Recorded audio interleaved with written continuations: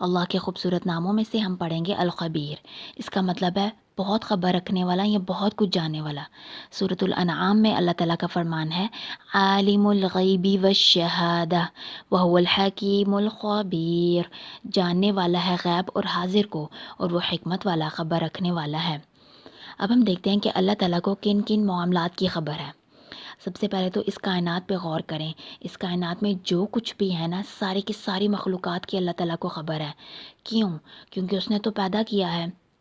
ہم دیکھیں کہ اس پوری کائنات میں جو کچھ بھی ہے، ہر چیز کے ظاہر اور باطن کا اللہ تعالیٰ کو پتہ ہے۔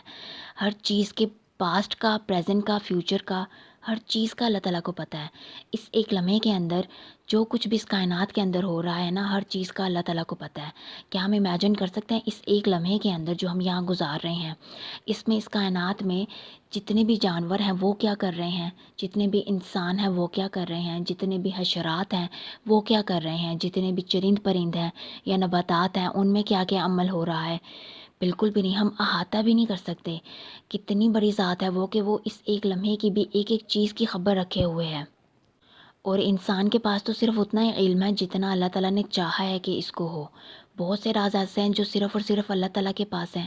جیسے ہم دیکھیں سورۃ لقمان میں اللہ تعالیٰ کا فرمان ہے بے شک اللہ کو خبر ہے قیامت کی گھڑی کی، اور وہ اتارتا ہے بارش کو، اور وہ جانتا ہے کہ رحموں میں کیا ہے، اور کوئی نفس نہیں جانتا کہ کل وہ کیا کرے گا، اور کوئی نفس نہیں جانتا کہ وہ کس زمین پر مرے گا۔ بے شک اللہ جاننے والا، خبر رکھنے والا ہے۔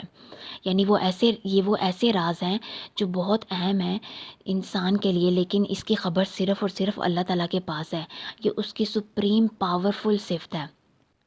جبکہ ہم انسان کی بات کریں تو انسان کتنا حقیر ہے، کتنا کمزور ہے اللہ تعالیٰ کی اس صفت کے آگے بھی، کہ اس کو تو اپنی ذات کی خبر نہیں ہوتی، اس نے باقی ساری چیزوں کی کیا خبر رکھنی ہے۔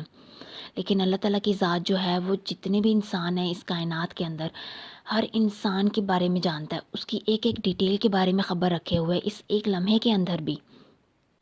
جیسے کہ اللہ تعالیٰ انسانوں کے راز جانتا ہے، یعنی وہ راز جو ہم نے کسی کو بتائے ہوئے بھی نہیں ہوتے، وہ باتیں بھی اللہ تعالیٰ کو پتہ ہے۔ ہمارے اندر جو باتیں چھپی ہیں جو ہم نے کسی کو کہی بھی نہیں ہیں، کوئی راز کی باتیں بھی نہیں ہیں، لیکن ان جنرل بھی جو باتیں ہمارے دل میں آ جاتی ہیں ان کا بھی اللہ تعالیٰ کو پتہ ہے۔ ہماری نیتوں کے بارے میں اللہ تعالیٰ جانتا ہے، ہمارے ذہن میں جو خیال آیا اور گزر بھی گیا ہمیں تو یاد بھی نہیں ہوتا، لیکن اللہ تعالیٰ کو وہ یاد ہے۔ اللہ تعالیٰ کو ہمارے سارے احوال، ہمارے سارے کے سارے معاملات کی خبر ہے۔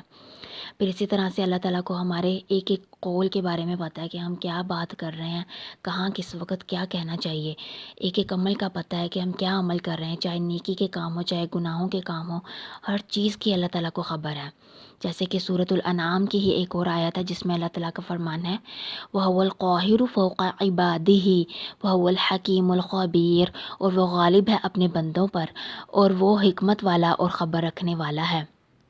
پھر اسی طرح سے ہم دیکھیں کہ انسانوں میں کتنی زیادہ ڈیفرنٹ لوگ ہیں، سب کی عادتیں ڈیفرنٹ ہیں، سب کے معاملہ ڈیفرنٹ ہے، لائف کے معاملہ ڈیفرنٹ ہیں، دلوں کے معاملہ ڈیفرنٹ ہے، سب کے ٹیلنٹ ڈیفرنٹ ہیں، ایک ایک چیز اتنی ڈیفرنٹ ہے۔ یہ سب کچھ کس نے پیدا کیا؟ اللہ تعالیٰ نے۔ اللہ تعالیٰ نے اپنی حکمت کے ساتھ ہر چیز پیدا کی نا، اور اس لیے پیدا کی تاکہ ہم اس ڈفرینس کو دیکھتے ہوئے اللہ تعالیٰ تک پہنچیں، اللہ تعالیٰ کو پہچان سکیں۔ سورۃ الحجرات کی بہت خوبصورت سی آیت ہے جس میں اللہ تعالیٰ کا فرمان ہے یا ایہا الناس انا خلقناکم من ذکر وانثی وجعلناکم شعوبا وقبائل لتعارفوا۔ اے لوگو، بے شک ہم نے تم کو پیدا کیا مرد اور عورت سے، اور ہم نے تم کو بنایا قبیلے اور مختلف شاخیں تاکہ تم ایک دوسرے کو پہچانو۔ ان اکرمکم عند اللہ اتقاکم ان اللہ علیم خبیر۔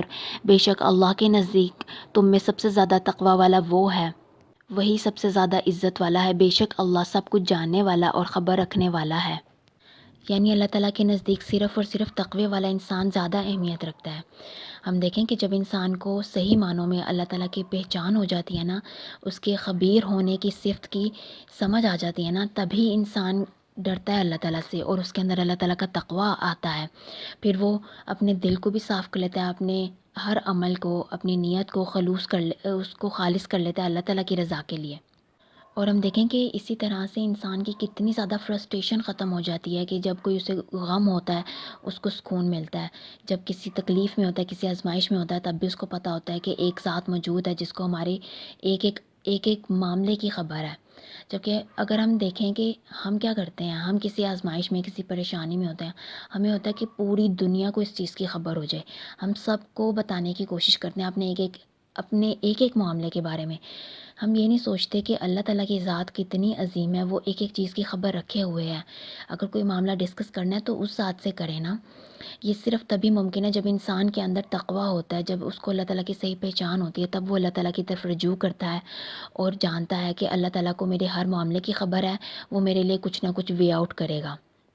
اگر ہم چاہتے ہیں کہ ہم اپنے نفس کی خواہشات سے بچ جائیں، اپنے اندر اللہ تعالیٰ کا ڈر پیدا کروا لیں، تو ہمیں اللہ تعالیٰ کو اس نام کے ساتھ کثرت سے پکارنے کی ضرورت ہے، تبھی تو ہمارا اللہ کے ساتھ تعلق جڑے گا۔ اور ہمیں اس لیے بھی اللہ تعالیٰ کو اس نام کے ساتھ کثرت سے پکارنے کی ضرورت ہے، کیونکہ اگر ہم چاہتے ہیں نا کہ بہت سے معاملات ایسے ہوتے ہیں جو ہم چاہتے ہیں کہ ہمیں ان کا علم ہو، لیکن اللہ تعالیٰ تو ہمیں صرف اتنا علم دیتا ہے نا جو ہمارے لیے بہتر ہوتا ہے۔ تو اگر ہم کسی بھی معاملے کا علم حاصل کرنا چاہتے ہیں تو ہمیں اللہ تعالیٰ کو اس نام کے ساتھ کثرت سے پکارنے کی ضرورت ہے، کیونکہ وہی ایک ذات ہے جو ایک ایک چیز کی خبر رکھنے والا ہے۔